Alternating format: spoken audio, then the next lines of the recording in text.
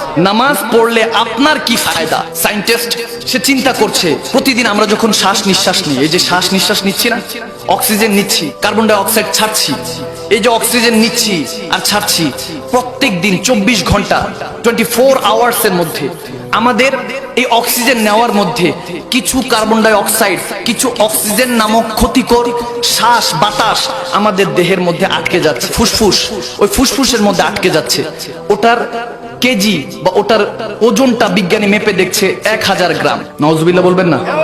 অর্থাৎ অক্সিজেন ছাড়ার পরও কিছু অক্সিজেন, এই যে শ্বাস নিঃশ্বাস নিচ্ছি, কিছু অক্সিজেন আমাদের দেহের মধ্যে আটকে যাচ্ছে, ফুসফুসের মধ্যে আটকে যাচ্ছে। এটার পরিমাপ হলো প্রায় 1000 গ্রাম, অর্থাৎ 1 কেজি আমাদের ভিতরে। এখন বাতাসের তো কোনো মাপ নাই, ওজন নাই, এজন্য আমরা বুঝি না, কিন্তু সেটা আটকে যাচ্ছে 24 ঘন্টার মধ্যে। ফুসফুসের মধ্যে এই জিনিসটা আটকে যাচ্ছে। এটার কারণে বড় বড় রোগ হয় আমাদের। হুজুর কি বলেন, আমরা তো এতদিন জানতামও না। হ্যাঁ, এটা গবেষণায় এসেছে। এখন বিজ্ঞানী গবেষণা করে তারা এটা সলিউশনও পেয়ে গেছে, এবং সলিউশন নিয়েছে আমাদের ইসলাম থেকে। সুবহানাল্লাহ। বলতেছে এই 1000 গ্রাম অর্থাৎ 1 কেজি প্রত্যেক দিন যে আমাদের ক্ষতিকারক অক্সিজেনটা জমা হচ্ছে, জমাট হওয়ার কারণে আমাদের বড় বড় রোগ হয়, আলসার হয়, ক্যান্সার হয়, দেশ ছাড় হয়, দুনিয়া ছাড় হয়।